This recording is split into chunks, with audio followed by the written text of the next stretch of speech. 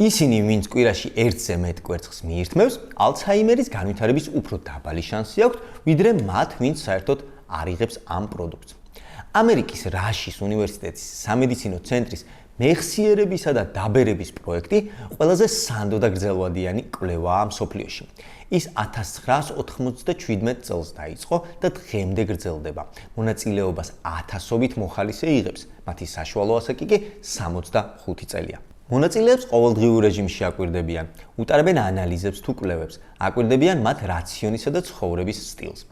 ამიტომ მრავალწლიანი დაკვირვების შედეგად გამოვლინდა, რომ კვერცხი 47%-ით ამცირებს ალცჰაიმერის დაავადების განვითარებას. რატომ კვერცხი? უნიკალური პროდუქტი მდიდარია ქოლინით. ეს ნივთიერება ძალიან მნიშვნელოვანია ტვინის მუშაობისთვის, მეხსიერებისა და ნერვულ უჯრედებს შორის კომუნიკაციისთვის. მართალია ეს არ ნიშნავს, რომ ჭარბი კვერცხის მიღება დაგიცავთ ალცჰაიმერისგან, თუმცა მნიშვნელოვნად შეამცირებს მის განვითარებას. მკვლევარები ასევე მიუთითებენ, რომ უმჯობესია კვერცხი იყოს მოხარშული ან ძალიან ცოტა ცხიმში შემწვარი. აი ასეთი ძალიან ჯანსაღი პროდუქტით, რომელიც თითქმის ყველას ოჯახშია.